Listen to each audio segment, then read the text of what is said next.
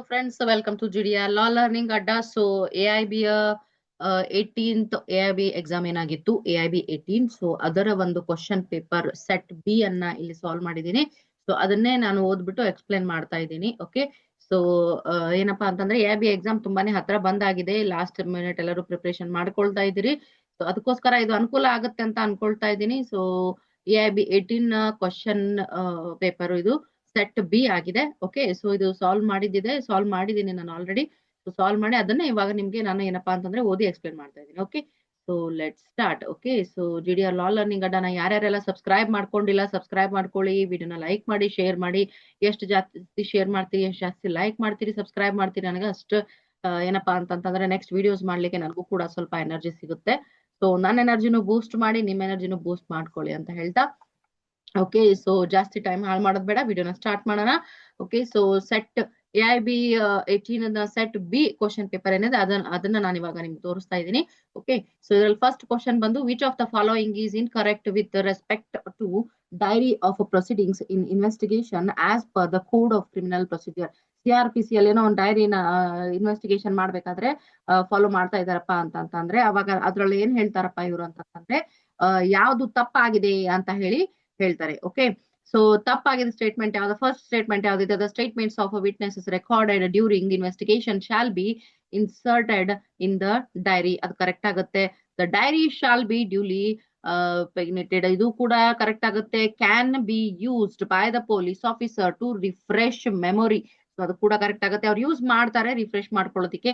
Okay, the diary may be used as evidence, ಇದು statement ತಪ್ಪಾಗುತ್ತೆ. ಯಾಕಂದ್ರೆ ಅದನ್ನ ನಾವು ಎವಿಡೆನ್ಸ್ ಅಂತ ಹೇಳಿ ಅವರು ಏನಪ್ಪಾ ಅಂತಂದ್ರೆ ಪ್ರೊಡ್ಯೂಸ್ ಮಾಡಕ್ ಆಗಲ್ಲ. ಎವಿಡೆನ್ಸ್ ಅಂತ ಹೇಳಿ ಅದನ್ನ ಅವರು ಏನಪ್ಪಾ ಅಂತಂದ್ರೆ ಅಲ್ಲಿ ಕೋರ್ಟ್ ಅಲ್ಲಿ ಹೋಗ್ಬಿಟ್ಟು ಸಬ್ಮಿಟ್ ಮಾಡಕ್ ಆಗಲ್ಲ. So that's why third statement, C statement ಏನಿದೆ, the diary may be used as evidence, ಅದು ತಪ್ಪಾಗುತ್ತೆ. ಓಕೆ, ಸೊ ಸೆಕೆಂಡ್ ಕ್ವಶನ್ ನೋಡೋಣ. In which of the following cases manner of committing offence is not required to be mentioned in the charge as per the CRPC ಅಂತ ಹೇಳಿ ಕೇಳ್ತಾರೆ.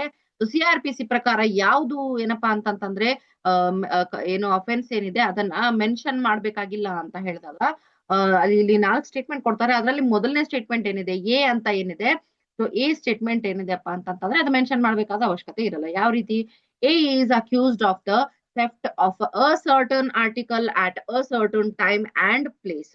ಇದು certain time certain article ಅಂದ್ರೆ clarity ಅದ್ರಲ್ಲಿ ಇಲ್ಲ. So ಇದನ್ನ ಏನಪ್ಪಾ ಅಂತಂದ್ರೆ ಮೆನ್ಷನ್ ಮಾಡ್ಬೇಕಾಗಿರೋ ಅವಶ್ಯಕತೆ ಇರೋದಿಲ್ಲ. ಓಕೆ, ಸೊ ಇನ್ನೊಂದು ಸೆಕೆಂಡ್ ಸ್ಟೇಟ್ಮೆಂಟ್ ಏನಿದೆ, A is accused of a cheating be at a given time and place. ಅಲ್ಲಿ ಟೈಮ್ ಕೊಟ್ಟಿದ್ದಾರೆ, ಪ್ಲೇಸ್ ಕೊಟ್ಟಿದ್ದಾರೆ, ಯಾರ ಮೇಲೆ ಅಫೆನ್ಸ್ ಆಗ್ತಾ ಇದೆ ಅಥವಾ ಚೀಟ್ ಮಾಡ್ತಾ ಇದ್ದಾರೆ ಅದನ್ನ ಮೆನ್ಷನ್ ಮಾಡಿದ್ದಾರೆ. ಓಕೆ, ಸೊ ಸಿ ಸ್ಟೇಟ್ಮೆಂಟ್ ಅಲ್ಲಿ A is accused of disobeying, ಇಲ್ಲಿ ಕೂಡ ಕ್ಲಾರಿಟಿ ಇದೆ ಎದರ ಬಗ್ಗೆ ಅಂತ ಹೇಳಿ. ಓಕೆ, ಸೊ ಫೋರ್ತ್ ಸ್ಟೇಟ್ಮೆಂಟ್ ಅಲ್ಲಿ A is accused of giving false evidence, so ಇಲ್ಲಿ ಕೂಡ ಕ್ಲಾರಿಟಿ ಇದೆ.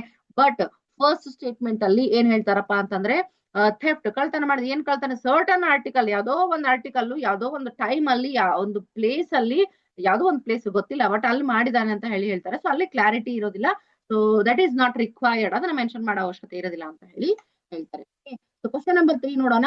Which of the following offence may be tried summarily as per the code of criminal procedure. CRPC ಪ್ರಕಾರ ಯಾವ ಒಂದು ಅಫೆನ್ಸ್ ಅನ್ನ ಸಮರಿಲಿ try ಮಾಡಬಹುದು ಅಂತ ಕೇಳಿದಾಗ ಇಲ್ಲಿ ಆಪ್ಷನ್ ಸಿ ಆಗುತ್ತೆ. Okay, offence punishable with imprisonment for a term not exceeding 2 years.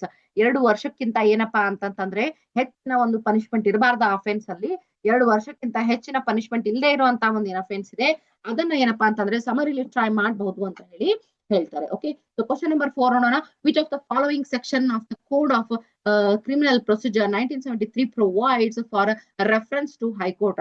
High court ಗೆ ರೆಫರೆನ್ಸ್ ಮಾಡೋದಕ್ಕೆ CRPC ನಲ್ಲಿ ಯಾವ್ದೊಂದು ಸೆಕ್ಷನ್ ಹೇಳುತ್ತಪ್ಪ ಅಂತಂದ್ರೆ ಸೆಕ್ಷನ್ 395. ಯಾವುದು, ಸೆಕ್ಷನ್ 395. ಕ್ವಶನ್ ನಂಬರ್ 5 ನೋಡೋಣ. A person accused of the following offense may not be granted bail under section 438 of the code of criminal procedure 1973 ಅಂತ ಹೇಳ್ತಾರೆ. So ಇಲ್ಲಿ ಒಂದಷ್ಟು ಸ್ಟೇಟ್ಮೆಂಟ್ ಕೊಟ್ಟಿದ್ದಾರೆ, 3 ಸ್ಟೇಟ್ಮೆಂಟ್ ಕೊಟ್ಟಿದ್ದಾರೆ. ಸೊ 3 ಸ್ಟೇಟ್ಮೆಂಟ್ ಅನ್ನ ಏನಪ್ಪಾ ಹೇಳ್ತಾರೆ ಅಂತಂದ್ರೆ ಇಲ್ಲಿ ಯಾವ್ದು ಅಂತ ಹೇಳ್ತಾರೆ. ಇಲ್ಲ ಅವ್ರು ಏನ್ ಕೇಳ್ತಾ ಇದಾರಪ್ಪ, ಯಾವ್ದು ಯಾವ್ದು ಕರೆಕ್ಟ್ ಆಗಿ ಹೇಳುತ್ತೆ ಅಂತ ಹೇಳಿ ಕೇಳಿದಾಗ, ಮೆನ್ಷನ್ ಮಾಡುತ್ತೆ ಅಂತ ಕೇಳಿದಾಗ ಏನಾಗುತ್ತೆ, 3 ಸ್ಟೇಟ್ಮೆಂಟ್ ಕೂಡ ಏನಪ್ಪಾ ಅಂತಂದ್ರೆ ಇಲ್ಲಿ ಕರೆಕ್ಟ್ ಆಗಿದೆ ಅಂತ ನಾವು ನೋಡಬಹುದಾಗಿದೆ. Okay, so accused of offence under section 376 A B of the IPC, accused of offence under section 376 D A ಅಂತ ಹೇಳಿ ಹೇಳ್ತಾರೆ. ಆಮೇಲೆ accused of offence under section 376 D ಮತ್ತೆ ಬಿ ಎರಡು ಕೂಡ ಆಗಿರಬಹುದು. ಸೊ ಇದೇನಪ್ಪಾ ಅಂತಂತಂದ್ರೆ ಎಲ್ಲವೂ ಏನಪ್ಪಾ ಅಂತಂತಂದ್ರೆ ಬೇಲ್ ಏನಾಗುತ್ತೆ ಇಲ್ಲಿ, person accused of the following offence may not be granted bail ಅಂತ ಹೇಳಿ ಕೇಳ್ತಾರೆ. ಓಕೆ, ಸೊ ಸೆಕ್ಷನ್ 438 ಕೆಳಗಡೆ ಬೇಲ್ ಸಿಗಲ್ಲ. ಯಾವ ಅಫೆನ್ಸ್ ಮಾಡಿದಾಗ ಅಂತ ಅಂತಂದಾಗ 3 ಸ್ಟೇಟ್ಮೆಂಟ್ ಕೂಡ ಕರೆಕ್ಟ್ ಆಗುತ್ತೆ ಅಂತ ಹೇಳಿ ನಾವು ನೋಡ್ತೇವೆ. ಓಕೆ, ಸೊ ಕ್ವಶನ್ ನಂಬರ್ 6 ನೋಡ್ತಾ ಇದೀವಿ. Which of the following act if done by any magistrate even in good faith without being empowered shall vitiate the proceedings as per the code of criminal procedure 1973. Okay, so ಏನಪ್ಪಾ ಅಂತಂತಂದ್ರೆ magistrate ಏನಿರ್ತಾರೆ ಅವರು ಒಂದು good faith ಅಲ್ಲೂ ಕೂಡ ಇದು ಒಂದು procedure ಅನ್ನ ಮಾಡಿದ್ರೆ, ಯಾವ ಪ್ರೊಸೀಜರ್ ಅನ್ನ ಮಾಡಿದ್ರೆ ಓಕೆ ಅದು ಏನಪ್ಪಾ ಅಂತಂತಂದ್ರೆ ಸರಿ ಅಲ್ಲ ಅಂದ್ರೆ ಅದು ಕ್ಯಾನ್ಸಲ್ ಆಗುತ್ತೆ ಅಥವಾ ಅದು ತಪ್ಪಾಗುತ್ತೆ ಅಂತ ಹೇಳಿ ಹೇಳ್ತಾರೆ.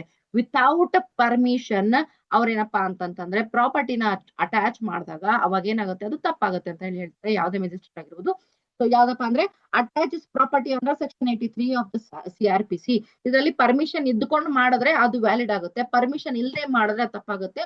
ಸೊ ಹಾಗಾಗಿ ಇಲ್ಲೇನಪ್ಪಾ ಅಂತಂತಂದ್ರೆ ಸೆಕ್ಷನ್ 83 ಆಫ್ ದ CRPC ಅಂತ ಹೇಳಿ ನಾವು ನೋಡ್ತೇವೆ. ಓಕೆ, ಸೊ ಅದೇನಾಗತ್ತಪ್ಪ ಅಂತಂದ್ರೆ ತಪ್ಪಾಗತ್ತೆ ಅಂತ ಹೇಳಿ ನಾವು ನೋಡ್ತಾ ಇದೀವಿ. ಓಕೆ, ಸೊ ಅವ್ರಿಗೆ ವಿತೌಟ್ ಪರ್ಮಿಷನ್ ಅವ್ರು ಹಂಗ್ ಮಾಡಕ್ ಆಗಲ್ಲ. ಸೆಕ್ಷನ್ 83 ಅಲ್ಲಿ ಏನಪ್ಪಾ ಅಂತಂದ್ರೆ ಪ್ರಾಪರ್ಟಿನ ಅಟ್ಯಾಚ್ ಮಾಡಕ್ ಆಗಲ್ಲ. ಸೊ ವಿತ್ ಪರ್ಮಿಷನ್ ಅವ್ರು ಮಾಡಬಹುದು ಅಂತ ಹೇಳಿ ಇಲ್ಲಿ ಹೇಳ್ತೇವೆ. ಓಕೆ, ಸೊ ಅವರಿಗೆ ಪವರ್ ಇತ್ತಪ್ಪ ಅಂತಂದ್ರೆ ಅವ್ರು ಅದನ್ನ ಮಾಡಬಹುದು. ಯಾವುದೇ ಮ್ಯಾಜಿಸ್ಟ್ರೇಟ್ ಆಗಿರಬಹುದು, ಅವರ ಜುಡಿಸ್ಟಿಕ್ಷನ್ ಬರ್ತಾ ಇದ್ರೆ ಅವರಿಗೆ ಅದ್ರ ಬಗ್ಗೆ ಪವರ್ ಇರ್ತಾ ಇದ್ರೆ ಅವರು ಮಾಡಬಹುದಾಗಿದೆ. ಪವರ್ ಇಲ್ಲದೆ ಇದ್ರೆ ಮಾಡಕ್ ಆಗಲ್ಲ ಅಂತ ಹೇಳಿ ನಾವು ನೋಡ್ತೇವೆ. ಓಕೆ, ಸೊ ಕ್ವಶನ್ ನಂಬರ್ 7 ನೋಡೋಣ. Which of the following is a material for deciding the jurisdiction of the civil court in the light of the Code of Civil Procedure 1908 ಅಂತ ಹೇಳಿ ಹೇಳ್ತಾರೆ. CPC ಪ್ರಕಾರ ಅಂತ ಕೇಳಿದಾಗ ಅವೇರ್ಮೆಂಟ್ಸ್ ಮೇಡ್ ಇನ್ ದ ಪ್ಲೆಂಟ್ ಅಂತ ಹೇಳಿ ಹೇಳ್ತೇವೆ. ಓಕೆ, ಸೊ ಯಾವ್ದು ಡಿಸೈಡ್ ಆಗತ್ತಪ್ಪ, ಯಾವ್ದೇನೋ ಜುರಿಸ್ಡಿಕ್ಷನ್ ಅನ್ನ ಡಿಸೈಡ್ ಮಾಡತ್ತೆ ಅಂದ್ರೆ ಏನ್ ಅವೇರ್ಮೆಂಟ್ ಹಾಕಿದ್ದಾರೆ ಪ್ಲೆಂಟ್ ಅಲ್ಲಿ ಅದ್ರ ಮೇಲೆ ಡಿಸೈಡ್ ಆಗುತ್ತೆ ಅಂತ ಹೇಳಿ ನಾವು ಹೇಳ್ತೇವೆ. ಯಾಕೆ ನೋಡಿ, ಪ್ಲೆಂಟ್ ಅಲ್ಲಿ ಅವೇರ್ಮೆಂಟ್ ಹಾಕಿರೋದು ಏನಪ್ಪಾ ಅಂತಂದ್ರೆ ಪಾರ್ಟೀಸ್ ಗಳ ಬಗ್ಗೆ ಅಡ್ರೆಸ್ ಗಳನ್ನ ಕೊಟ್ಟಿರ್ತಾರೆ. ಅಡ್ರೆಸ್ ಇಲ್ಲಿ ಸರಿಯಾಗಿದೆಯೋ ಇಲ್ಲೋ, ಅಥವಾ ಪ್ರಾಪರ್ಟಿ ಮೆನ್ಷನ್ ಮಾಡಿದ್ರೆ ಪ್ರಾಪರ್ಟಿ ಯಾವ ಜುರಿಸ್ಡಿಕ್ಷನ್ ಅಲ್ಲಿ ಬರುತ್ತೆ, ಮತ್ತೆ ಪ್ರಾಪರ್ಟಿ ಇದು ವ್ಯಾಲ್ಯೂ ಏನಿದೆ ಅದು ಕೂಡ ಜುರಿಸ್ಡಿಕ್ಷನ್ ಅಲ್ಲಿ ಬರುತ್ತೋ ಇಲ್ವೋ. ಯಾಕಂತಂದ್ರೆ ಕೆಲವೊಂದು ನಮ್ಮಲ್ಲಿ ಏನಪ್ಪಾ ಅಂತಂದ್ರೆ ಸಿವಿಲ್ ಕೋರ್ಟ್ ಗಳಲ್ಲಿ ಅಮೌಂಟ್ ಗಳ ಬಗ್ಗೆ ಏನಪ್ಪಾ ಇಷ್ಟೇ ಅಮೌಂಟ್ ಇದ್ರೆ ಈ ಕೋರ್ಟ್ ನವರು ಅದನ್ನ ಹ್ಯಾಂಡಲ್ ಮಾಡ್ಬೇಕು ಅಂತ ಹೇಳಿ ಜುರಿಸ್ಡಿಕ್ಷನ್ ಇದೆ, ಹೌದಲ್ವಾ. ಸೊ ಹಾಗಿದ್ದಾಗ ಇಲ್ಲಿ ಏನಾಗುತ್ತೆ, ಅವೇರ್ಮೆಂಟ್ ಆಫ್ ಪ್ಲೆಂಟ್ಸ್ ಏನಿದೆ ಅದು ಏನ್ ಮಾಡತ್ತಪ್ಪ ಅಂತಂದ್ರೆ ಜುರಿಸ್ಡಿಕ್ಷನ್ ಅನ್ನ ಡಿಸೈಡ್ ಮಾಡುತ್ತೆ CPC ಕೇಸ್ಗಳಲ್ಲಿ ಅಂತ ಹೇಳಿ ಹೇಳ್ತಾರೆ. ಓಕೆ, ಕ್ವಶನ್ ನಂಬರ್ 8 ಅನ್ನು ನೋಡೋಣ ಇಲ್ಲಿ. Which of the following can not be considered as the suit of civil nature for section 9 of the code of civil procedure ಅಂತ ಕೇಳಿದಾಗ, suit for recovery of voluntary payments or offerings ಅಂತ ಹೇಳಿ ಹೇಳ್ತಾರೆ. ಇದನ್ನ ಏನಪ್ಪಾ ಅಂತಂತಂದ್ರೆ ಸಿವಿಲ್ ಕೇಸ್ಗಳಲ್ಲಿ ನಾವು civil nature ಅಂತ ಹೇಳಿ ಕನ್ಸಿಡರ್ ಮಾಡಕ್ ಆಗಲ್ಲ ಅಂತ ಹೇಳಿ ಹೇಳ್ತಾರೆ. ಓಕೆ, ಸೊ ಅದ್ರ ಬಿಟ್ರೆ ಏನು ರೈಟ್ಸ್ ಬಗ್ಗೆ ಆಗಿರ್ಬೋದು, ವರ್ಷಿಪ್ ಆಗಿರ್ಬೋದು, ಸ್ಪೆಸಿಫಿಕ್ ರಿಲೀಫ್ ಆಗಿರ್ಬೋದು, ಮತ್ತೆ ಫ್ರಾಂಚೈಸಿ ರೈಟ್ಸ್ ಆಫ್ ಫ್ರಾಂಚೈಸಿ ಆಗಿರ್ಬೋದು, ಇವೆಲ್ಲವೂ ಏನಪ್ಪಾ ಅಂತಂದ್ರೆ ಸಿವಿಲ್ ಅಂತ ಕನ್ಸಿಡರ್ ಆಗುತ್ತೆ. ಬಟ್ ಇದು ಫಸ್ಟ್ ಪಾಯಿಂಟ್ ಏನಿದೆ, ಎ ಪಾಯಿಂಟ್ ಇದೆ, suit for recovery of voluntary payment or offerings ಅಂತ ಏನಿದೆ ಇದನ್ನ ಸಿವಿಲ್ ಅಂತ ಹೇಳಿ ಕನ್ಸಿಡರ್ ಮಾಡಕ್ ಆಗಲ್ಲ, ಸಿವಿಲ್ ನೇಚರ್ ಅಂತ ಹೇಳಕ್ ಆಗಲ್ಲ ಅಂತ ಹೇಳಿ ಹೇಳ್ತಾರೆ. ಓಕೆ, ಸೊ ಕ್ವಶನ್ ನಂಬರ್ 9 ನೋಡೋಣ. Which of the following provision of the code of civil procedure 1908 makes the doctrine of res judicata ಅಂತ ಅಪ್ಲಿಕೇಬಲ್ ಇನ್ ರಿಪ್ರೆಸೆಂಟೇಟಿವ್ ಸೂಟ್ಸ್ ಅಂತ ಕೇಳಿದಾಗ ಸೆಕ್ಷನ್ ನಂಬರ್ 11 ಎಕ್ಸ್ಪ್ಲೇನ್ಸ್ 4 ಅಂತ ಹೇಳಿ ಹೇಳ್ತೇವೆ. ಓಕೆ, ಸೆಕ್ಷನ್ 11 ಎಕ್ಸ್ಪ್ಲನೇಷನ್ 6 ಅಲ್ಲಿ ಏನಾಗಿದೆಪ್ಪ ಅಂತಂದ್ರೆ ಇದ್ರ ಬಗ್ಗೆ ಹೇಳಾಗಿದೆ. ನಾವಾಗ್ಲೇ 4 ಅಂತಂದ್ರೆ 4 ಅಲ್ಲ 6. ಓಕೆ, ಸೊ ಸೆಕ್ಷನ್ 11 ಎಕ್ಸ್ಪ್ಲನೇಷನ್ 6 ಅಲ್ಲಿ ಇದ್ರ ಬಗ್ಗೆ ಕೊಡ್ಲಾಗಿದೆ. ಯಾವುದು, ನಮ್ಮ doctrine of res judicata applicable in representative suits ಅಂತ ಹೇಳಿ ಇದ್ರೊಂದು ಇನ್ಫಾರ್ಮೇಶನ್ ನಮ್ಗೆ ಸಿಗುತ್ತೆ ಅಂತ ಹೇಳಿ ನಾವು ನೋಡಬಹುದಾಗಿದೆ. ಸೊ ಕ್ವಶನ್ ನಂಬರ್ 10 ಅಲ್ಲಿ ಏನ್ ಕೊಟ್ಟಿದ್ದಾರೆ, in which of the following situations court will not issue summons for personal appearance to the defendant ಅಂತ ಹೇಳಿ ಕೇಳಿದಾಗ ಇಲ್ಲಿ ಏನಾಗುತ್ತೆ, 250 ಮೈಲಿ ದೂರದಲ್ಲಿ ಮತ್ತೆ ಪಬ್ಲಿಕ್ ಟ್ರಾನ್ಸ್ಪೋರ್ಟ್ ಇದ್ದಂತಹ ಸ್ಥಳಗಳಲ್ಲಿ ಇದ್ರೂ ಕೂಡ ಏನಾಗುತ್ತೆ, ಅಲ್ಲಿ ಅಂತಹ ಸಂದರ್ಭಗಳಲ್ಲಿ ಅವ್ರು ಏನ್ ಮಾಡಲ್ಲ, ಪರ್ಸನಲ್ ಅಪಿಯರೆನ್ಸ್ ಗೆ ಅವರು ಸಮನ್ಸ್ ಅನ್ನ ಜಾರಿ ಮಾಡಲ್ಲ. 40 ಮೈಲ್ಸ್ ಇದ್ರೆ ಅದು ಹತ್ರ ಆಗುತ್ತೆ, ಬಂದು ಹೋಗ್ಬಹುದು. ಇದು 250 ಮೈಲ್ಸ್ ಅಂದ್ರೆ ಸ್ವಲ್ಪ ದೂರ ಆಗುತ್ತೆ. ಓಕೆ, ಸೊ ಅವಾಗ ಏನಾಗುತ್ತಪ್ಪ ಅಂದ್ರೆ ಪರ್ಸನಲ್ ಅಪಿಯರೆನ್ಸ್ ಗೋಸ್ಕರ ಅವ್ರು ಏನ್ ಮಾಡಲ್ಲಪ್ಪ ಅಂತಂದ್ರೆ ಸಮನ್ಸ್ ಅನ್ನ ಜಾರಿ ಮಾಡಲ್ಲ ಅಂತ ಹೇಳಿ ನಾವು ನೋಡಬಹುದಾಗಿದೆ. ಓಕೆ, ಸೊ ಕ್ವಶನ್ ನಂಬರ್ 11 ನೋಡೋಣ. In which of the following situation plaintiff is precluded from bringing a fresh suit as per the code of civil procedure ಅಂತ ಹೇಳಿ ಹೇಳ್ತಾರೆ. In which of the following situation plaintiff is precluded from bringing a fresh suit as per the code of civil procedure ಅಂತ ಕೇಳಿದಾಗ dismissal of a suit because plaintiff did not appear ಅಂತ ಹೇಳಿ ಹೇಳ್ತಾರೆ. Okay, so ಈ statement ಏನಾಗಿದೆ ಇಲ್ಲಿ correct ಆಗಿ ಹೊಂದುತ್ತೆ ಅಂತ ಹೇಳಿ ನಾವು ಹೇಳ್ಬಹುದು. ಓಕೆ, ಸೊ ಇಲ್ಲೇನಪ್ಪಾ ಅಂತಂದ್ರೆ ಪ್ಲೆಂಟಿಫ್ ಬಂದೇ ಇಲ್ಲ ಅಂತಂದ್ರೆ ಆ ಸೂಟ್ ಆರಾಮಾಗಿ ಡಿಸ್ಮಿಸ್ ಆಗುತ್ತೆ. ಓಕೆ, ಸೊ ಅಲ್ಲಿ ಮತ್ತೇನಪ್ಪಾ ಅಂತಂದ್ರೆ ಅದಕ್ಕೋಸ್ಕರ ಏನು ಮತ್ತೆ ಏನು ಫ್ರೆಶ್ ಇದು ಮಾಡಕ್ ಆಗಲ್ಲ. ಓಕೆ, ಸೊ ಇಂಥ ಸಂದರ್ಭಗಳಂತ ಪ್ಲೆಂಟಿಫ್ ಅಪಿಯರೇ ಅಪಿಯರ್ ಆಗಿಲ್ಲ ಅನ್ನೋದಕ್ಕೋಸ್ಕರ ಅದೇನಾಗಿರತ್ತಪ್ಪ ಅಂತಂದ್ರೆ ಡಿಸ್ಮಿಸಲ್ ಆಗಿರುತ್ತೆ ಅಂತ ಹೇಳಿ ನಾವು ನೋಡಬಹುದು. Okay, how many times at max may an adjournment be granted to a party during hearing of the suit as per the code of civil procedure?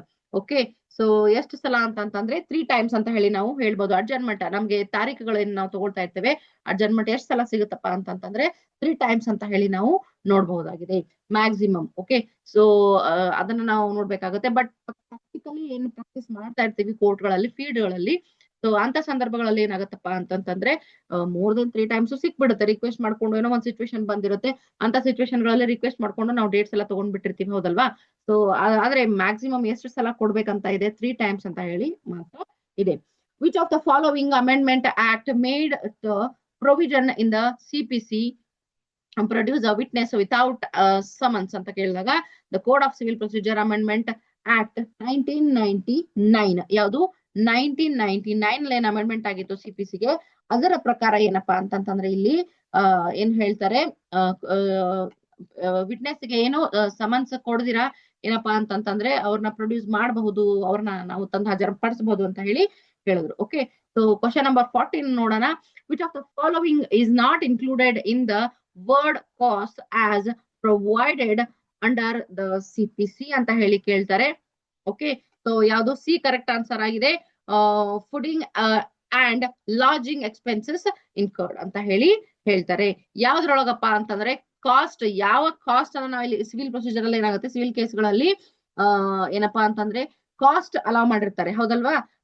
Ending ನೋಡಿರಬಹುದು, judgment ಆಗ್ಬಿಟ್ಟಿದ್ರೆ allowed with ಏನೋ rejected with cost ಅಂತ ಹೇಳಿ ಹಾಕಿರ್ತಾರೆ, allowed with cost ಅಂತ ಹೇಳಿ ಹಾಕಿರ್ತಾರೆ.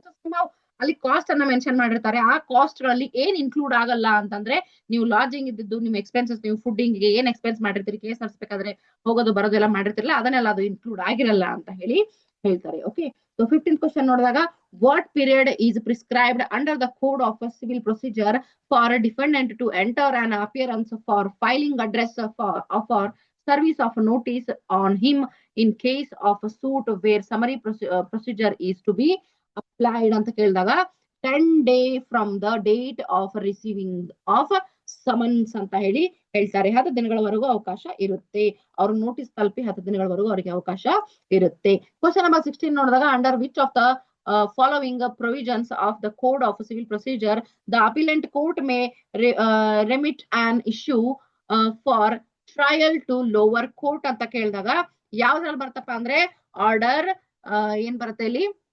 Okay, so ಏನಾಗತ್ತಪ್ಪ ಅಂದ್ರೆ order 41 rule 25 ಅಲ್ಲಿ ಅಂತ ಹೇಳಿ ನಾವು ನೋಡಬಹುದಾಗಿದೆ. ಎಲ್ಲಿ ಮೆನ್ಷನ್ ಮಾಡಿದಾರಪ್ಪ ಅಂದ್ರೆ order 41 rule 25. Okay, so question number 17 ನೋಡಿದಾಗ A is accused of the murder of B by beating him. Okay, so which of the following will not be considered as a relevant fact forming part of the same transaction as per the Indian Evidence Act ಅಂತ ಹೇಳಿ ಕೇಳಿದಾಗ ಇಲ್ಲಿ what ever said by A or B at the time of a beating, whatever done by A or B at the time of a beating, ಮತ್ತೆ ಇನ್ನೊಂದು ಏನ್ ಹೇಳ್ತಾರೆ whatever said by standers at the time of beating ಅಂತ ಹೇಳಿ ಕೇಳ್ತಾರೆ. So offence ಆಗುವಾಗ ನಡೆದಿರುವಂತ ಈ 3 ಘಟನೆಗಳು ಇವೇನಾಗತ್ತಪ್ಪ ಅಂದ್ರೆ ಕನ್ಸಿಡರ್ ಆಗುತ್ತೆ. ಯಾವ್ದು ಕನ್ಸಿಡರ್ ಆಗಲ್ಲ ಅಂತಂದ್ರೆ ಡಿ ಕನ್ಸಿಡರ್ ಆಗಲ್ಲ. What ever said by A or B a day before the day of beating. ಅವನಿಗೆ ಹೊಡೆದು ಸಾಯಿಸ್ಬಿಟ್ಟ. ಹೊಡೆಯೋಕ್ಕಿಂತ ಮುಂಚೆ ದಿನದಲ್ಲಿ ಅವ್ರು ಏನ್ ಮಾಡಿರ್ತಾರೆ ಇದ್ ಮಾಡಿರ್ತಾರೆ ಅದು ಏನಾಗತ್ತಪ್ಪ ಅಂತಂದ್ರೆ ಅಲ್ಲಿ ರಿಲೆವೆಂಟ್ ಫ್ಯಾಕ್ಟ್ ಅಂತ ಹೇಳಿ ಕನ್ಸಿಡರ್ ಆಗಲ್ಲ ಅಂತ ಹೇಳಿ ಅದನ್ನ ಹೇಳ್ತಾರೆ. ಓಕೆ, ಸೊ ಬಾಕಿ 3 ಏನ್ ಸ್ಟೇಟ್ಮೆಂಟ್ ಗಳಿದೆ ಅದು 3 ಕೂಡ ಏನಾಗತ್ತಪ್ಪ ಅಂದ್ರೆ ಕನ್ಸಿಡರ್ ಆಗುತ್ತೆ, ರಿಲೆವೆಂಟ್ ಫ್ಯಾಕ್ಟ್ ಅಂತ ಹೇಳಿ ಅಲ್ಲಿ ಕನ್ಸಿಡರ್ ಆಗುತ್ತೆ ಅಂತ ಹೇಳಿ ನೋಡ್ಬೋದು. ಕ್ವಶನ್ ನಂಬರ್ 18 ನೋಡೋಣ. Which of the following provision of the Indian evidence act says that the confession to a police officer shall not be proved against him ಅಂದಾಗ ಸೆಕ್ಷನ್ 25 ಅಂತ ಹೇಳಿ ಹೇಳ್ತೀವಿ. ಸೆಕ್ಷನ್ 25 ಪ್ರಕಾರ ಏನಪ್ಪಾ ಅಂದ್ರೆ ಪೊಲೀಸರ ಮುಂದೆ ಕೊಟ್ಟಂತಹ ಸ್ಟೇಟ್ಮೆಂಟ್ ಏನಾಗಿರ್ಬೋದು ಅದು ಅವ್ರ ಅಗೇನ್ಸ್ಟ್ ಅಲ್ಲಿ ಪ್ರೂವ್ ಮಾಡಕ್ ಆಗಲ್ಲ ಅಂತ ಹೇಳಿ ಹೇಳ್ತೇವೆ. ಓಕೆ, ಸೊ ಕ್ವಶನ್ ನಂಬರ್ 19 ನೋಡಿದಾಗ under which of the following provision of the Indian evidence Act dying declaration may be admitted as evidence ಅಂದಾಗ ಸೆಕ್ಷನ್ 32 ನಲ್ಲಿ ಇದ್ರ ಬಗ್ಗೆ ಹೇಳಿರ್ತಾರೆ. ಓಕೆ, ಸೊ ಯಾವುದು Indian evidence Act section 32. Which of the following is correct according to the Indian Evidence Act pertaining to proof of contents of the documents ಅಂತ ಹೇಳಿ ಕೇಳಿದಾಗ the statement correct ಆಗಿದೆ. Contents of the documents may be proved either by primary or by secondary evidence ಅಂತ ಹೇಳಿ ನಾವು ನೋಡ್ತೇವೆ. Okay, question number 21 ನೋಡಿದಾಗ which of the following is correct statement as per the Indian evidence act ಅಂದಾಗ leading questions may be asked in cross examination. Chief examination ಅಲ್ಲಿ ನೀವು leading question ಕೇಳೋ ಹಾಗಿಲ್ಲ. With permission, with special permission of a court, ನಿಮ್ಮ party ನಿಮ್ಮ ಕಕ್ಷಿದಾರರು ಏನಾದ್ರೂ hostile ಆಗಿ ಪರಿವರ್ತನೆಗೊಂಡ್ರೆ, ನಿಮ್ಮ ವಿರುದ್ಧವಾಗಿನೇ ಅವ್ರ ಸ್ಟೇಟ್ಮೆಂಟ್ ಕೊಡ್ತಾ ಇದ್ರೆ, ಅವರ ಕೇಸಿಗೆ ವಿರುದ್ಧವಾಗಿನೇ ಅವ್ರ ಸ್ಟೇಟ್ಮೆಂಟ್ ಕೊಡ್ತಾ ಇದ್ರೆ, ಅಂತಹ ಸಂದರ್ಭದಲ್ಲಿ ನೀವು ಚೀಫ್ ಎಕ್ಸಾಮಿನೇಷನ್ ಅಲ್ಲಿ ಏನಪ್ಪಾ ಅಂತಂದ್ರೆ ಹಾಸ್ಟೈಲ್ ಅಂತ ಹೇಳಿ ಡಿಕ್ಲೇರ್ ಮಾಡಿ ಅವರಿಗೆ ನೀವು ಲೀಡಿಂಗ್ ಕ್ವಶನ್ಸ್ ಕೇಳಬಹುದು. But leading questions only allowed in cross examination ಅಂತ ಹೇಳಿ ಹೇಳ್ತಾರೆ. ಓಕೆ, so question number 22 ನೋಡೋಣ. In which of the following case did the Supreme Court of India clarify the admissibility of electronic record as evidence ಅಂದಾಗ Anvar PV versus PK Basheer case ಅಲ್ಲಿ ಇದನ್ನ ಅವರು supreme court ಅವರು ಹೇಳಿದ್ರು, ಏನು ಎಲೆಕ್ಟ್ರಾನಿಕ್ ಎವಿಡೆನ್ಸ್ ಅಂತ ಹೇಳಿ ನಾವು ಕನ್ಸಿಡರ್ ಮಾಡ್ತೇವೆ ಅಂತ ಹೇಳಿ ಹೇಳಿದ್ರು. ಓಕೆ, ಸೊ ಕ್ವಶನ್ ನಂಬರ್ 23 ನೋಡೋಣ. Which of the following is in correct statement in the light of Indian evidence act ಅಂತ ಕೇಳಿದಾಗ ಯಾವ ಸ್ಟೇಟ್ಮೆಂಟ್ ತಪ್ಪಾಗಿದೆ ಅಂತ ಹೇಳಿ ಕೇಳ್ತಾರ. ಅಂದ್ರೆ ಬಾಕಿ 3 ಕರೆಕ್ಟ್ ಆಗಿದೆ, ಸೊ ತಪ್ಪಾಗಿರೋ ಆನ್ಸರ್ ನಾವು ಬಿಟ್ಟರು ಕೂಡ ಕರೆಕ್ಟ್ ಆಗಿರೋ ಸ್ಟೇಟ್ಮೆಂಟ್ ಅನ್ನ ನಾವು ಓದ್ಬೇಕಾಗುತ್ತೆ. ಸೊ ಏನಲ್ಲಿ ಏನ್ ಹೇಳ್ತಾರೆ, confession always goes against a person making it, ಅದು ಕರೆಕ್ಟ್ ಆಗಿದೆ. Admissions may operate as an estoppel, ಇದು ಕರೆಕ್ಟ್ ಆಗಿದೆ. Confession is a statement written or oral which is a direct admission of a guilt, ಇದು ಕೂಡ correct ಆಗಿದೆ. ಯಾವ್ದು correct ಆಗಿಲ್ಲ ಅಂದ್ರೆ admissions are conclusive as to the matters admitted ಅಂತ ಅಂದಾಗ ಇದು ಕನ್ಕ್ಲೂಸಿವ್ ಆಗಿ ಇರುವುದಿಲ್ಲ ಅಡ್ಮಿಷನ್ಸ್. ಓಕೆ, ಕನ್ಕ್ಲೂಸಿವ್ ಮತ್ತೆ ಅದರ ಬಗ್ಗೆ ಎಲ್ಲ ವೆರಿಫೈ ಮಾಡ್ಬೇಕಾಗುತ್ತೆ, ಹಾಗಾಗಿ ಅದು ಕನ್ಕ್ಲೂಸಿವ್ ಆಗಿರಲ್ಲ ಅಂತ ಹೇಳಿ ನಾವು ನೋಡೋಣ. ಓಕೆ, ಸೊ ಕ್ವಶನ್ ನಂಬರ್ 24 ನೋಡಿದಾಗ which of the following section of the Indian evidence act 1872 is an exception to the hearsay rule ಅಂದಾಗ ಸೆಕ್ಷನ್ 32 ಕ್ಲಾಸ್ 1 ಅಂತ ಹೇಳಿ ನಾವು ನೋಡ್ತೇವೆ. Which of the following is not a recognized alternate dispute resolution mechanism under the code of civil procedure ಅಂತ ಕೇಳಿದಾಗ negotiation ಅಂತ ಹೇಳಿ ನಾವು ಹೇಳ್ತೇವೆ. ಯಾವುದು negotiation. Okay, so which of the following is incorrect statement with respect of Lok Adalat ಅಂದಾಗ ಯಾವುದು ಏನಪ್ಪ ಇನ್ಕರೆಕ್ಟ್ ಆಗಿದೆ ಅಂತಂದ್ರೆ Lok Adalat can deal with all civil and criminal matters ಅಂತ ಹೇಳ್ತಾರೆ. ಸೊ ಅದು ಕರೆಕ್ಟ್ ಆಗಿಲ್ಲ ಅಂತ ನಾವು ಹೇಳ್ತೇವೆ. ಯಾವ್ದು ಕರೆಕ್ಟ್ ಆಗಿದೆ ಆಗಿದ್ರೆ no court fee is required in Lok Adalat, ಅಲ್ಲಿ ಕೋರ್ಟ್ ಫೀ ಅವಶ್ಯಕತೆ ಇರೋದಿಲ್ಲ. Award of Lok Adalat is deemed decree. Okay, so last point ಏನಂದ್ರೆ no appeal against the award of Lok Adalat is allowed, ಅದ್ರ ಮೇಲೆ ಅಪೀಲ್ ಹೋಗಕ್ಕಾಗಲ್ಲ ಲೋಕ್ ಅದಾಲತ್ ಅಲ್ಲಿ ಮಾಡೋದ್ರ ಬಗ್ಗೆ ಅಂತ ಹೇಳಿ ಹೇಳ್ತಾರೆ. ಓಕೆ, so question number 27 ನೋಡೋಣ. which of the following is incorrect with respect to arbitration agreement as per the arbitration and conciliation ಅಂತ ಕೇಳಿದಾಗ arbitration act ಅಲ್ಲಿ ಏನಪ್ಪಾ ಅಂತಂದ್ರೆ ಯಾವುದು ತಪ್ಪಾಗಿದೆ ಸ್ಟೇಟ್ಮೆಂಟ್ ಅಂತ ಕೇಳಿದಾಗ arbitration agreement may be return as well as oral ಅಂತ ಹೇಳಿ ಹೇಳ್ತಾರೆ. ಸೊ ಇದು ತಪ್ಪಾಗಿದೆ ಅಂತ ಹೇಳಿ ನಾವು ನೋಡ್ಬೋದು. ಕರೆಕ್ಟ್ ಆಗಿರೋದು ಯಾವ್ದಾಗಿದ್ರೆ arbitration agreement may be in the form of a separate agreement. Arbitration agreement may be in the form of an arbitration clause in a contract. Arbitration agreement may be or all or certain disputes which may arise between the parties. ಈ 3 statement correct ಆಗಿದೆ ಅಂತ ಹೇಳಿ ನಾವು ನೋಡಬಹುದು. Correct ಆಗಿಲ್ಲದೆ ಇರೋದು ಯಾವುದು arbitration agreement may be return as well as oral ಅಂತ ಹೇಳಿ ಹೇಳ್ತಾರೆ. ಸೊ ಇದು ಇನ್ಕರೆಕ್ಟ್ ಆಗಿದೆ ಅಂತ ಹೇಳಿ ನಾವು ಹೇಳಬಹುದು. ಕ್ವಶನ್ ನಂಬರ್ 28 ನೋಡಿದಾಗ in which of the following circumstances and arbitrary may not be challenged as per the Arbitration and Conciliation Act ಅಂದಾಗ when he possesses the qualification agreed by the party ಅಂತ ಹೇಳ್ತಾರೆ. Okay, so next question number 29. When may two persons be said to be related to each other by half blood in accordance with the Hindu Marriage Act 1955 ಅಂತ ಹೇಳಿದಾಗ ಇದಕ್ಕೆ ಯಾವ್ದು correct ಆಗುತ್ತೆ? C option correct ಆಗುತ್ತೆ. when they are descended from a common ancestress by different husband ಅಂತ ಹೇಳ್ತೀವಿ.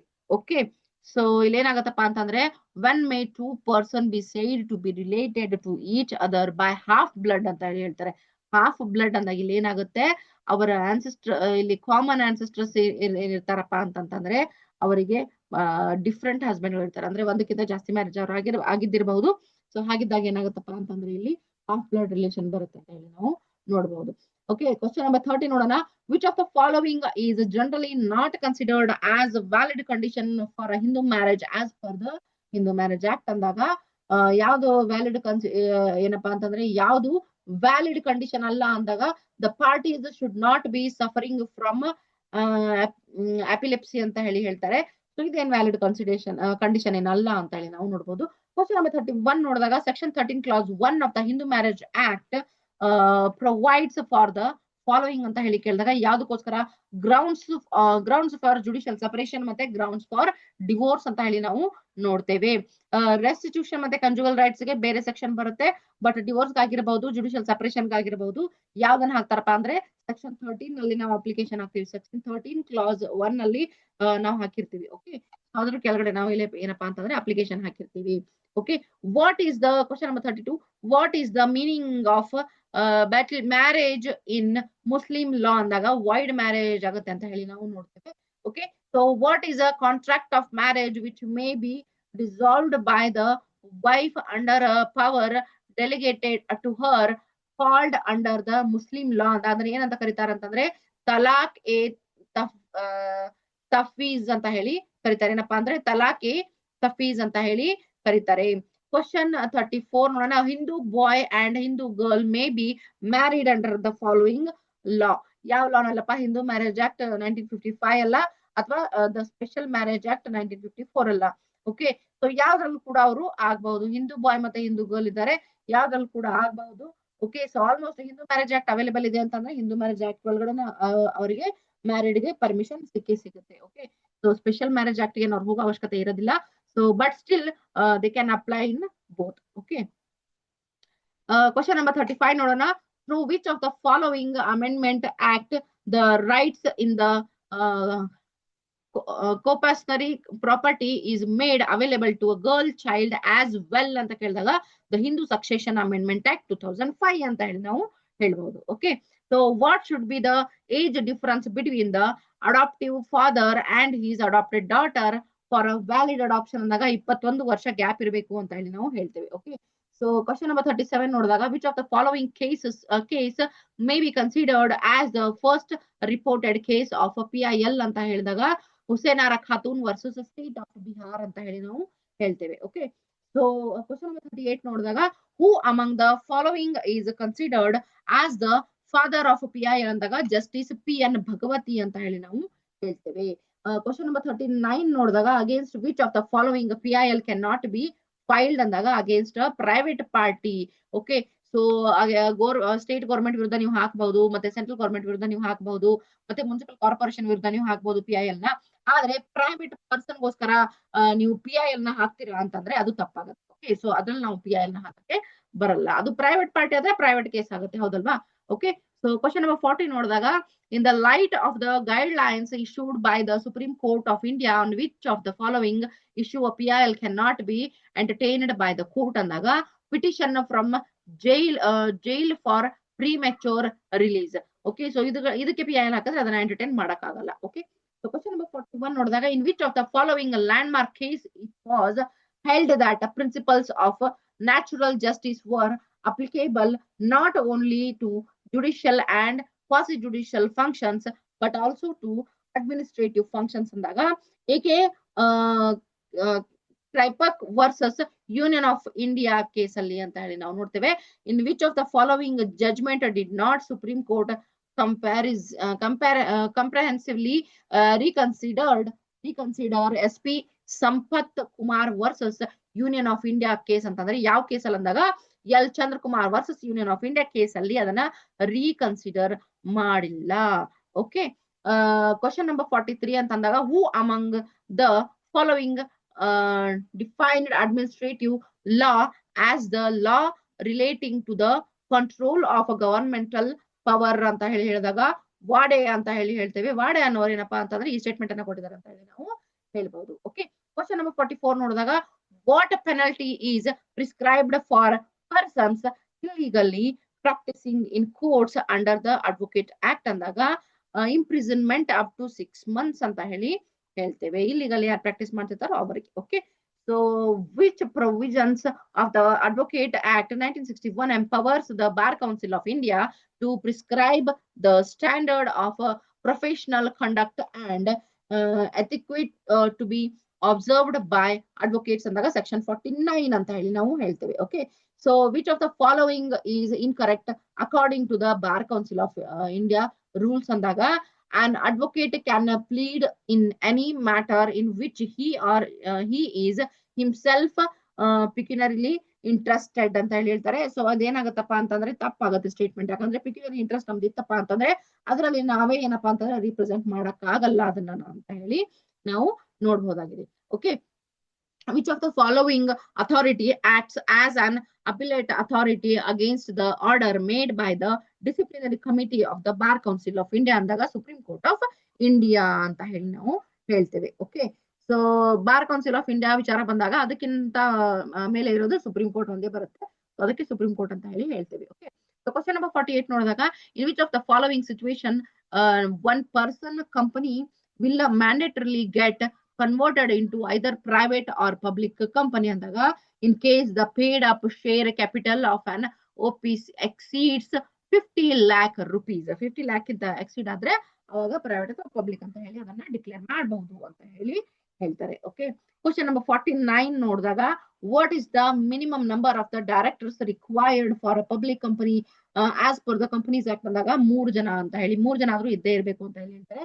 Question number 50 ನೋಡಿದಾಗ in which of the following cases did the Supreme Court of India explain the precautionary principle in detail ಅಂದಾಗ ಇಲ್ಲಿ ಏನಪ್ಪಾ ಅಂತಂದ್ರೆ fellow citizens welfare forum versus Union of India case ಅಲ್ಲಿ ಹೇಳಿದ್ರು. Okay, so which of the following is the landmark case on the public trust doctrine in environmental law ಅಂದಾಗ MC Mehta versus Kamalnath case ಅಲ್ಲಿ ಅಂತ ಹೇಳಿ ನಾವು ನೋಡ್ತೇವೆ.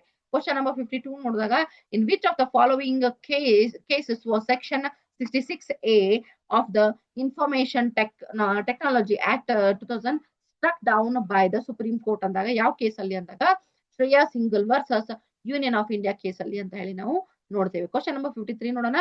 In which of the following case on electronic record shall not be attributed to the originator as per the Information Technology Act 2000 ಅಂದಾಗ electronic record sent by an unauthorized person ಅಂತ ಹೇಳಿ ಹೇಳ್ತೇವೆ. Okay, so ಇದನ್ನೇನಪ್ಪಾ ಅಂತಂದ್ರೆ record ಮಾಡಕ್ ಆಗಲ್ಲ. Okay, so question number 54 what is the maximum period for which any women shall be entitled to maternity benefit under the maternity benefit 26 weeks ಅವರಿಗೆ ಸಿಗುತ್ತೆ. Okay, so question 55 ಅಂದಾಗ for what duration is the woman entitled to live with wage for tubectomy operation as per the maternity benefit ಅಂತ ಕೇಳಿದಾಗ 2 weeks ಅಂತ ಹೇಳಿ ಹೇಳ್ತೇವೆ. So ಈ ಒಂದು ಏನಪ್ಪಾ ಅಂತಂದ್ರೆ ಮ್ಯಾಟರ್ಗಳಲ್ಲಿ ಸ್ವಲ್ಪ ಇವಾಗ ಚೇಂಜಸ್ ಆಗಿದೆ. ಅವರಿಗೆ ರಜೆಗಳ ಸಂಖ್ಯೆ ಸ್ವಲ್ಪ ಜಾಸ್ತಿ ಆಗಿದೆ. ಸೊ ಅದನ್ನ ನಾನು ಕರೆಕ್ಟ್ ಆಗಿ ನೋಡ್ಕೊಂಡು ನೆಕ್ಸ್ಟ್ ಇನ್ನೊಂದು ವಿಡಿಯೋದಲ್ಲಿ ನಿಮ್ಗೆ ನಾನು ಹೇಳ್ತೇನೆ. ಬಟ್ ಇವಾಗ ಆ ಟೈಮಲ್ಲಿ ಇರುವಂತಹ ಆನ್ಸರ್ಸ್ ಇದು ಮಾತ್ರ ಕರೆಕ್ಟ್ ಆಗಿದೆ. ಓಕೆ, ಸೊ ಕ್ವಶನ್ ನಂಬರ್ 56 ನೋಡಿದಾಗ what should be the minimum number of workers originally employed in any factory for having at least 1 canteen in the factory as per the factories act ಅಂತ ಕೇಳಿದಾಗ 250 workers ಇದ್ರೆ ಅಲ್ಲಿ at least ಒಂದಾದ್ರೂ ಏನಪ್ಪಾ ಅಂತಂದ್ರೆ canteen ಇರ್ಲೇಬೇಕು ಅಂತ ಹೇಳಿ ಹೇಳ್ತಾರೆ. Question number 57, who among the following is not included in the definition of a workman as per the Industrial Dispute Act ಅಂತಂದಾಗ supervisor drawing monthly salary of 12,000 ಅವ್ರು ಇದರಲ್ಲಿ ಬರಲ್ಲ ಅಂತ ಹೇಳಿ ನಾವು ಹೇಳ್ತೇವೆ. ಓಕೆ, ಕ್ವಶನ್ ನಂಬರ್ 58 ನೋಡಿದಾಗ, who has a defined tort as tortious liability arises from the breach of a duty primarily fixed by law. This duty is towards persons generally, and its breach is redressable by an action for unliquidated damages ಅಂತ ಹೇಳಿದಾಗ ವಿನ್ಫೀಲ್ಡ್ ಅಂತ ಹೇಳಿ ನಾವು ಹೇಳ್ತೇವೆ. Okay, so ಯಾರು ಹೇಳಪ್ಪ? ವಿನ್ಫೀಲ್ಡ್ ಹೇಳ್ತಾರೆ. Okay, question number 55 ನೋಡಿದಾಗ 59 ನೋಡಿದಾಗ the Gloucester Grammar School case relates to which of the following important maxims ಅಂದಾಗ ಯಾವ ಮ್ಯಾಕ್ಸಿಮ್ ಬಗ್ಗೆ ಈ ಒಂದು ಸ್ಕೂಲ್ ಕೇಸ್ ಇತ್ತು, ಇದು ಯಾವ ಮ್ಯಾಗ್ಝಿನ್ ಅನ್ನ ಪ್ರೆಸ್ ಮಾಡಿದ್ರಾಗ ಒಂದು ಕೇಸ್ ಅಲ್ಲಿ ಯಾವ ಮ್ಯಾಗ್ಝಿಮ್ ಬಗ್ಗೆ ಜಾಸ್ತಿ ಅಂದ್ರೆ ಲ್ಯಾಟಿನ್ ಮ್ಯಾಗ್ಝಿಮ್ಸ್ ಜಾಸ್ತಿ ಹೇಳಿದ್ರು ಅಂತಂದಾಗ ಡ್ಯಾಮ್ನಮ್ ಸೈನಾ ಇಂಜುರಿಯಾ ಅಂತ ಹೇಳಿ ಹೇಳ್ತಾರೆ. ಸೊ ಆ ಒಂದು ಮ್ಯಾಗ್ಝಿಮ್ ಬಗ್ಗೆ ಅದರಲ್ಲಿ ಜಾಸ್ತಿ ಒತ್ತಚ್ಚಿ ಹೇಳಿದ್ರು. ಓಕೆ, ಸೆಕ್ಷನ್ 6 ಕ್ವಶನ್ ನಂಬರ್ 60 ನೋಡೋಣ. Which of the following provision of the motor vehicle act relates to no fault liability ಅಂದಾಗ section 140. Okay, so how many consumer rights are identified under the Consumer Protection Act ಅಂತಂದಾಗ 6 rights ಅಂತ ಹೇಳಿ ನಾವು ಹೇಳ್ತೇವೆ. Okay, question number 62, which of the following body constitutes under the Consumer Protection Act is authorized to render advice on promotion and protection of consumers rights under the act ಅಂತ ಹೇಳಿದಾಗ central consumer protection council ಅಂತ ಹೇಳಿ ನಾವು ಹೇಳಿ. So question number 63 ನೋಡೋಣ. Which of the following provision of the Constitution of India states that no tax can be levied for or collected except by authority of law ಅಂದಾಗ article 265 ಅಂತ ಹೇಳಿ ನಾವು ನೋಡಬಹುದು. Question number 64, which of the following would be the first previous year in case of a business or profession newly set up on 31st March 2020 as per the Income Tax Act 1961 ಅಂದಾಗ start from 31st March 2020 and will end on 31st March 2020 ಅಂತ ಹೇಳಿ ನೋಡ್ತೇವೆ. Okay, question number 65, as per the Income Tax Act 1961, a person is said to be a resident of India in any previous year if he had been in India for a period of the following number of days in the previous year ಅಂದಾಗ 182 days ಅಂತ ಹೇಳಿ ನಾವು ಹೇಳ್ಬಹುದು. Income is defined under which of the following provision of Income Tax Act ಅಂದಾಗ section 2 class 24 ಅಲ್ಲಿ income ಬಗ್ಗೆ ಹೇಳ್ತಾರೆ. Okay, so question number 67 ನೋಡಿದಾಗ which of the following is not a fraud as per the Indian Contract Act ಅಂದಾಗ mere silence if not duty bound to speak. ಹೇಳ್ಬೇಕಾದ ಅವಶ್ಯಕತೆ ಇಲ್ಲ, ಅಲ್ಲಿ ಮಾತಾಡ್ಬೇಕಾದ ಅವಶ್ಯಕತೆ ಇಲ್ಲ ಅಂದಾಗ ಸೈಲೆಂಟ್ ಆಗಿದ್ರೆ ಅದು ತಪ್ಪಾಗಲ್ಲ, ಅದು ಫ್ರಾಡ್ ಅಲ್ಲ ಅಂತ ಹೇಳಿ ಹೇಳ್ತಾರೆ. ಓಕೆ, ಸೊ ಬಟ್ ಹಂಗಂತ ಹೇಳಿ ನೀವು ಹೇಳ್ಬೇಕಾಗಿರೋ ಸತ್ಯನೂ ಹೇಳಿಲ್ಲ ಅಂತಂದ್ರೆ ಅದು ತಪ್ಪಾಗುತ್ತೆ, ಹೌದಲ್ವಾ? Which of the following statement is correct if intending to deceive B falsely represents that 500 months of indigo are made annually at A's factory and thereby induces B to buy the factory. Okay, the contract is voidable at the option of B. Okay.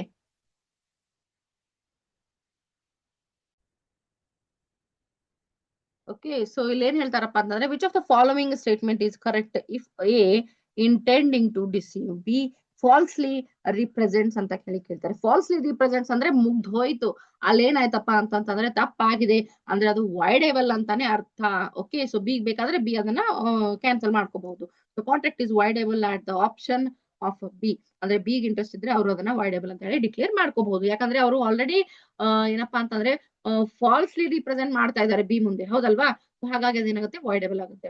Which of the following injunction can be granted only by the decree made at hearing and upon the merit of the suit ಅಂದಾಗ perpetual injunction ಅಂತ ಹೇಳಿ ಹೇಳ್ತೇವೆ. stipulation in bond for payment of a compound interest on failure to pay simple interest at the same rate as was payable upon the principal is not a penalty within the meaning of which of the following provision. ಇದರ ಬಗ್ಗೆ ಯಾವ್ದು ಹೇಳುತ್ತಪ್ಪ ಅಂತಂದ್ರೆ section 74 ಅಂತ ಹೇಳಿ ನಾವು ನೋಡ್ತೀವಿ. ಅದು Indian contract act ನ section 74. Okay, what is the default interest payable under section 63A of the transfer of property act ಅಂದಾಗ 9% per annum ಅಂತ ಹೇಳಿ ನಾವು ನೋಡ್ತೇವೆ. Okay, which of the following is the time limit given under section 17 of the transfer of property act ಅಂತ ಕೇಳಿದಾಗ a period of 18 years from the date of transfer ಅಂತ ಹೇಳಿ ನೋಡ್ತೇವೆ. Okay, so which of the following is not a negotiable instrument as per the negotiable instrument act ಅಂದಾಗ ಹುಂಡಿ ಅಂತ ಹೇಳಿ ನಾವು ಹೇಳ್ತೇವೆ. ಪ್ರಾಮಿಸರಿ ನೋಟ್ ಕೂಡ ನೆಗೋಷಿಯಬಲ್ ಇನ್ಸ್ಟ್ರೂಮೆಂಟ್ ಆಗುತ್ತೆ, ಬಿಲ್ ಆಫ್ ಎಕ್ಸ್ಚೇಂಜ್ ಕೂಡ ನೆಗೋಷಿಯಬಲ್ ಇನ್ಸ್ಟ್ರೂಮೆಂಟ್ ಆಗುತ್ತೆ, ಚೆಕ್ ಕೂಡ ನೆಗೋಷಿಯಬಲ್ ಇನ್ಸ್ಟ್ರೂಮೆಂಟ್ ಆಗುತ್ತೆ. ಬಟ್ ಹುಂಡಿ ಅಂತ ಏನ್ ಹೇಳ್ತೇವೆ, ದೇವಸ್ಥಾನಗಳಲ್ಲಿರುವಂತಹ ಹುಂಡಿಗಳೇನಿರುತ್ತೆ ಅದು ಏನಪ್ಪಾ ಅಂತಂದ್ರೆ ನೆಗೋಷಿಯಬಲ್ ಇನ್ಸ್ಟ್ರೂಮೆಂಟ್ ಆಗಲ್ಲ ಅಂತ ಹೇಳಿ ನಾವು ನೋಡಬಹುದು. Okay, in the light of a negotiable instrument act 1881, at what rate interest will be charged if the rate of interest is not mentioned on the negotiable instruments ಅಂದಾಗ 18% per annum ಅಂತ ಹೇಳಿ ನಾವು ಹೇಳ್ತೇವೆ. Question number 75, within what period from the date of publication of the declaration if no award is made the entire proceedings for the acquisition of land shall lapse as per the right to fair compensation and transparency in land acquisition, rehabilitation and resettlement act 2013 ಅಂದ್ರೆ 12 months time period ಅಂತ ನಾವು ನೋಡಬಹುದಾಗಿದೆ. Okay, so question number 76 ಅಂತ ಹೇಳಿ ನೋಡಿದಾಗ Okay, so question number 76 ನೋಡಿದಾಗ what is the minimum percentage of affected families that need to give their prior consent for acquiring land for private companies as per the right to fair compensation and transparency in land acquisition, rehabilitation and resettlement act ಅಂದಾಗ 80% ಅಂತ ಹೇಳಿ ನಾವು ನೋಡಬಹುದು. Okay, question number 77 ನೋಡಿದಾಗ imagine an IPL team sets up a company to sell its own range of cloths. What type of intellectual property can the team use to show that the cloths are made by them ಅಂತ ಅಂದಾಗ trade marks ಅಂತ ಹೇಳಿ ನಾವು ಹೇಳಬಹುದು. Okay, so question number 78 ನೋಡಿದಾಗ how long do patents usually last for ಅಂದಾಗ 20 years ಗೋಸ್ಕರ ಅದು ಇರುತ್ತೆ ಪೇಟೆಂಟ್ಸ್, ಹೌದಲ್ವಾ? ಓಕೆ, ಸೊ ಕ್ವಶನ್ ನಂಬರ್ 79 ನೋಡಿದಾಗ the concept of freedom of trade and commerce mentioned in the Indian constitution is motivated from the experience of the following country ಅಂದಾಗ Australia ಅಂತ ಹೇಳಿ ನಾವು ನೋಡ್ತೇವೆ. ಓಕೆ, ಸೊ ಕ್ವಶನ್ ನಂಬರ್ 80 ನೋಡಿದಾಗ which of the following writ is issued to enforce the performance of public duties by the authority ಅಂದಾಗ mandamus ಅಂತ ಹೇಳಿ ನಾವು ಹೇಳ್ತೇವೆ. ಮ್ಯಾಂಡಮಸ್ ಅನ್ನ ನಾವ್ ಏನ್ ಮಾಡ್ತೀವಪ್ಪ ಅಂತಂದ್ರೆ ಪಬ್ಲಿಕ್ ಡ್ಯೂಟೀಸ್ ಏನಪ್ಪಾ ಅಂತಂದ್ರೆ ಪರ್ಫಾರ್ಮ್ ಮಾಡ್ಲಿಕ್ಕೆ ಮ್ಯಾಂಡಮಸ್ ಅನ್ನ ಏನ್ ಮಾಡ್ತಾರೆ, ಇಶ್ಯೂ ಮಾಡ್ತಾರೆ. Okay, which of the following constitutional amendment act had made the provision for publishing Hindi translation of the constitution ಅಂದಾಗ 58th ಅಮೆಂಡ್ಮೆಂಟ್ ಇದಕ್ಕೆ ಪರ್ಮಿಷನ್ ಕೊಟ್ಟಿತ್ತು ಅಂತ ಹೇಳಿ ನಾವು ನೋಡಬಹುದಾಗಿದೆ. ಓಕೆ, ಸೊ ಕ್ವಶನ್ ನಂಬರ್ 82 ನೋಡಿದಾಗ which of the following is the landmark judgement on the colourable legislation ಅಂದಾಗ state of Bihar versus Kameshwar Singh ಅಂತ ಹೇಳಿ ಈ ಕೇಸಲ್ಲಿ ಏನಪ್ಪಾ ಅಂತಂದ್ರೆ ಕಲರೇಬಲ್ ಲೆಜಿಸ್ಲೇಷನ್ ಬಗ್ಗೆ ಹೇಳಲಾಗಿತ್ತು ಅಂತ ಹೇಳಿ ನೋಡ್ತೇವೆ. Okay, so which of the following constitutional amendment act was passed in light of the advisory opinion received in Berubari case ಅಂತ ಹೇಳಿದಾಗ the constitution 9th amendment act 1960 ಅಂತ ಹೇಳಿ ನೋಡ್ತೇವೆ. ಓಕೆ, ಸೊ 84th ಕ್ವಶನ್ ನೋಡಿದಾಗ which of the following provision of the constitution of India is relevant for solving questions of repugnancy between central law and state law ಅಂದಾಗ article 254 ಅಂತ ಹೇಳಿ ನೋಡ್ತೇವೆ. Okay, so question number 85 ನೋಡಿದಾಗ what transition period was provided in the constitution of India for changing official language of Union from English to Hindi ಅಂದಾಗ 15 years ಅಂತ ಹೇಳಿ ನೋಡ್ತೇವೆ. Question number 86 ನೋಡಿದಾಗ in which of the following case it was held that there could be no reservation on single post in the cadre ಅಂತ ಹೇಳಿದಾಗ Chakradhar Paswan versus state of Bihar case ಅಲ್ಲಿ ಅಂತ ಹೇಳಿ ನೋಡ್ತೇವೆ. ಓಕೆ, ಸೊ ಕ್ವಶನ್ ನಂಬರ್ 87 ನೋಡಿದಾಗ sexual harassment of a working woman at her place of work may also be considered as the violation of which of the following provision of the Constitution of India ಅಂದಾಗ article 19 clause 1 clause D ಅಂತ ಹೇಳಿ ನಾವು ಹೇಳ್ತೇವೆ. Okay, which of the following doctrine has been applied to resolve the conflict between article 25 clause 2 clause B and article 26 clause B of the constitution of India ಅಂದಾಗ doctrine of harmonious construction ಅಂತ ಹೇಳಿ ನಾವು ನೋಡ್ತೇವೆ. Okay, 89th question ನೋಡಿದಾಗ in which of the ಫಾಲೋವಿಂಗ್ situation Indian Penal Code 1860 may not apply ಅಂದಾಗ only third statement ಅಂತ ಹೇಳ್ತೇವೆ. ಏನಿದೆ third statement? Any person committing offence targeting computer resources located in any country ಅಂತ ಹೇಳಿ ನೋಡ್ತೇವೆ. How many type of punishment R currently existing under the Indian penal code IPC ಅಂತಂದ್ರೆ ಏನಪ್ಪಾ ಅಂತಂದ್ರೆ ಸಿ ಆಪ್ಷನ್ ಸಿ 5 ಅಂತ ಹೇಳಿದ್ವಿ, 5 ಟೈಪ್ ಅಂತ ಹೇಳ್ತೀವಿ. ಬಟ್ ಇವಾಗ ಏನಾಗಿದೆಪ್ಪ ಅಂತಂದ್ರೆ BNSS ಬಂದು ಚೇಂಜ್ ಆಗಿದೆ. ಸೊ ಅದರ ಪ್ರಕಾರ ಹೊಸ ಅಪ್ಡೇಟ್ ಕೂಡ ನಮ್ಮ ಬೇರೆ ಒಂದು ವಿಡಿಯೋದಲ್ಲಿ BNSS ಬಗ್ಗೆ ಹೇಳ್ತೇನೆ. ಓಕೆ, ಸೊ ಬಟ್ ಏನಪ್ಪಾ IPC ಪ್ರಕಾರ ಎಷ್ಟಿತ್ತು ಅಂತಂದ್ರೆ 5 ಟೈಪ್ಸ್ ಅಂತ ಹೇಳಿ ನಾವು ನೋಡಬಹುದು. ಓಕೆ, ಕ್ವಶನ್ ನಂಬರ್ 91 ನೋಡಿದಾಗ A and Z agree to fence with each other for amusement. In the course of such fencing, while playing fairly, A hurts Z severely. Which of the following offence is committed by A ಅಂತ ಅಂದಾಗ no offence ಅಂತ ಹೇಳಿ ಆಗುತ್ತೆ. ಯಾಕೆ no offence ಆಗುತ್ತೆ? ಇಲ್ಲಿ ಏನ್ ಹೇಳಿದ್ದಾರೆ? A and Z agree to fence with each other for amusement in the course of such fencing while playing fairly A hurts Z severely ಅಂತ ಹೇಳಿ ಹೇಳ್ತಾರೆ. ಇಬ್ರು ಅಗ್ರಿ ಆಗಿದ್ದಾರೆ, ಇಬ್ರದು ಒಪ್ಪಿಗೆ ಇದ್ಕೊಂಡೇ ಮಾಡ್ತಾ ಇದ್ದಾರೆ, ಮತ್ತೆ ಇಬ್ರು ಏನಪ್ಪಾ ಅಂತಂದ್ರೆ ಫೇರ್ಲಿ ಆಡ್ತಾ ಇದ್ದಾರೆ. ಫೇರ್ಲಿ ಆಡ್ಬೇಕಾದ್ರೆ ಹರ್ಟ್ ಆದ್ರೆ ದಟ್ ಈಸ್ ನಾಟ್ ಅಫೆನ್ಸ್ ಅಂತ ಹೇಳಿ ಹೇಳ್ತೇವೆ. ಓಕೆ, 92 ಕ್ವಶನ್ ನೋಡ್ಬೇಕಾದ್ರೆ in which of the following situation right of private defence can not extended to causing death ಅಂದಾಗ in case when assault is reflecting intention of causing simple hurt ಅಂತ ಹೇಳಿ ನೋಡ್ತೇವೆ. Okay, question number 93 ಏನ್ ಹೇಳುತ್ತೆ? For which of the following section of the Indian Penal Code the word benefit does not include pecuniary benefits ಅಂದಾಗ section 89 ಅಂತ ಹೇಳಿ ಹೇಳ್ತೇವೆ. Okay, X intentionally pulls up a woman's veil without her consent, intending to annoy her as per the Indian Penal Code. Which of the following offense has he committed ಅಂದಾಗ criminal force ಅಂತ ಹೇಳಿ ನಾವು ಹೇಳ್ತೇವೆ. ಯಾಕಂದ್ರೆ ಅವ್ರ permission ಇಲ್ದೇನೆ ಹೋಗಿ ಅವ್ರು ಬೇಲ್ ಅನ್ನ ತೆಗೆದಿದ್ದಾರೆ. ಓಕೆ, ವಿತೌಟ್ ಕನ್ಸೆಂಟ್, ಮತ್ತೆ ಅದು ಪಬ್ಲಿಕ್ ಅಲ್ಲಿ ಮಾಡಿದಾಗ ಅದೇನಾಗುತ್ತಪ್ಪ ಅಂತಂದ್ರೆ ತಪ್ಪಾಗುತ್ತೆ. ಸೊ ಕ್ರಿಮಿನಲ್ ಫೋರ್ಸ್ ಅಂತ ಹೇಳಿ ನಾವು ಅದನ್ನ ಹೇಳಬಹುದು. Okay, so what punishment is prescribed under the Indian penal code for a person who maims any minor in order that such minor may be used for the purpose of begging ಅಂತ ಹೇಳಿದಾಗ imprisonment for life and fine. ಅವ್ರಿಗೂ life imprisonment ಆಗುತ್ತೆ ಮತ್ತೆ fine ಕೂಡ ಆಗುತ್ತೆ.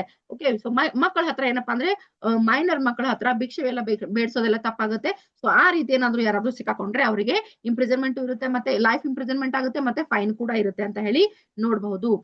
96th question ನೋಡಿದಾಗ X threatens to publish defamatory libel concerning Y unless Y gives him money. Which of the following punishment may be given to X for the act committed ಅಂತ ಹೇಳಿ ಕೇಳಿದಾಗ imprisonment up to 3 years or with fine or with both ಅಂತ ಹೇಳಿ ಹೇಳ್ತಾರೆ. ಏನ್ ಮಾಡ್ದಪ್ಪ X ಅಂತಂದ್ರೆ ವಾಯ್ನ ಹೆದರ್ಸಿದ. ಡಿಫಾಮೇಟ್ರಿ, ನಿನ್ ಬಗ್ಗೆ ನಾನು ಅಪವಾದ ತಪ್ಪು ಸುದ್ದಿ ಹಬ್ಬಿಸ್ತೇನೆ, ನಿನ್ ಹೆಸರು ಕೆಡಿಸ್ತೇನೆ, ಹಾಗೆ ಹೀಗೆ ಅಂತ ಹೇಳಿ ಹೆದರ್ಸಿ ಏನ್ ಮಾಡಿದ್ರಪ್ಪ ಅಂತಂದ್ರೆ ದುಡ್ಡು ತಗೊಂಡಿದ್ದಾರೆ. ಸೊ ಅಂತ ಸಂದರ್ಭದಲ್ಲಿ ಇಂಪ್ರಿಸನ್ಮೆಂಟ್ ಅಪ್ ಟು 3 years ಮತ್ತೆ ಫೈನ್ ಕೂಡ ಇರುತ್ತೆ ಅಂತ ಹೇಳಿ ಹೇಳ್ತಾರೆ. Which of the following sentence is an assistant session judge authorized to pass as per the code of criminal procedure ಅಂತ ಕೇಳಿದಾಗ sentence of imprisonment for a term not exceeding 10 years ಅಂತ ಹೇಳಿ ಹೇಳ್ತೇವೆ. 10 ವರ್ಷಕ್ಕಿಂತ ಮೀರ್ಲಾರ್ದಷ್ಟು ಪನಿಷ್ಮೆಂಟ್ ಅನ್ನ ಅವ್ರು ಏನ್ ಮಾಡ್ಬೋದಪ್ಪ ಅಂತಂದ್ರೆ ಏನ್ ಮಾಡ್ಬೋದು ಅವರು ಪರ್ಮಿಟ್ ಮಾಡಬಹುದು. ಅವರು ಏನಪ್ಪಾ ಅಂದ್ರೆ ಸೆಂಟೆನ್ಸ್ ಹೇಳ್ಬಹುದು, ಪನಿಷ್ಮೆಂಟ್ ಕೊಡಬಹುದು ಅಂತ ಹೇಳಿ ಹೇಳ್ತಾರೆ. Okay, a person arrested by a private person for committing a non bailable and cognisable offence shall be rearrested by police officer if such person comes under which of the following provision of the CPC ಅಂತ ಕೇಳಿದಾಗ CRPC ಅಂತ ಕೇಳಿದಾಗ section 41 ಅಂತ ಹೇಳಿ ನಾವು ಹೇಳ್ತೇವೆ. Okay, so under which of the following situation wife is not entitled for a maintenance under section 125 of CRPC ಅಂತ ಹೇಳಿದಾಗ voluntarily wife refuses to live with husband, ಅವ್ರು ತಾವಾಗಿನೇ ಹಸ್ಬೆಂಡ್ ಜೊತೆ ಇರಕ್ಕಾಗಲ್ಲ ಅಂತ ಹೇಳಿದಾಗ ಅವರು ಏನಪ್ಪಾ ಅಂತಂದ್ರೆ ಸೆಕ್ಷನ್ 125 ಕೆಳಗಡೆ ಮೇಂಟೆನೆನ್ಸ್ ಅಪ್ಲಿಕೇಶನ್ ಅನ್ನು ಅವರಿಗೆ ಹಾಕೋದಕ್ಕೆ ಅಧಿಕಾರ ಇರೋದಿಲ್ಲ ಅಂತ ಹೇಳಿ ನಾವು ನೋಡಬಹುದು. ಓಕೆ, ಸೊ ಲಾಸ್ಟ್ ಕ್ವಶನ್ ನೋಡಿದಾಗ which of the following procedure is delt under section 164A of the code of criminal procedure ಅಂತ ಹೇಳಿ ಕೇಳಿದಾಗ medical examination of a victim of rape ಅಂತ ಹೇಳಿ ನಾವು ಹೇಳ್ತೇವೆ. ಓಕೆ, ಸೊ 100 ಕ್ವಶನ್ ಗಳನ್ನು ಓದಿ ಹೇಳ್ಬಿಟ್ಟಿದ್ದೀನಿ.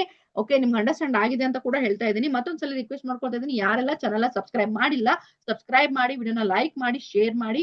ಓಕೆ, ಸೊ ಮತ್ತೆ ನೆಕ್ಸ್ಟ್ ವಿಡಿಯೋನ ಆದಷ್ಟು ಬೇಗ ಅಪ್ಲೋಡ್ ಮಾಡ್ತೀನಿ. EIB ಗೆ ಯಾರು ಪ್ರಿಪೇರ್ ಆಗ್ತಾರೆ ಎಲ್ರಿಗೂ ಆಲ್ ದ ಬೆಸ್ಟ್. ಚೆನ್ನಾಗಿ ಓದ್ಕೊಳ್ಳಿ, ಚೆನ್ನಾಗಿ ಪ್ರಿಪೇರ್ ಆಗಿ. ಓಕೆ, ಸೊ ಇದ್ರ ಮತ್ತೆ ಬೇರೆ ಕ್ವಶನ್ ಸೆಟ್ ಅನ್ನು ಕೂಡ ರೆಡಿ ಮಾಡ್ತಾ ಇದ್ದೀನಿ. ಕ್ವಶನ್ ಪೇಪರ್ 70 ಕ್ವಶನ್ ಪೇಪರ್ ಅನ್ನು ಕೂಡ ನಾನು ರೆಡಿ ಮಾಡ್ತಾ ಇದ್ದೀನಿ. ಅದನ್ನು ಆದಷ್ಟು ಬೇಗ ನಿಮ್ಗೆ ನಾನು ಅಪ್ಲೋಡ್ ಮಾಡ್ತೀನಿ ಅಂತ ಹೇಳ್ತಾ ನೆಕ್ಸ್ಟ್ ವಿಡಿಯೋದಲ್ಲಿ ಮತ್ತೆ ಭೇಟಿ ಆಗೋಣ. ಅಲ್ಲಿವರೆಗೂ have a nice day. Bye bye.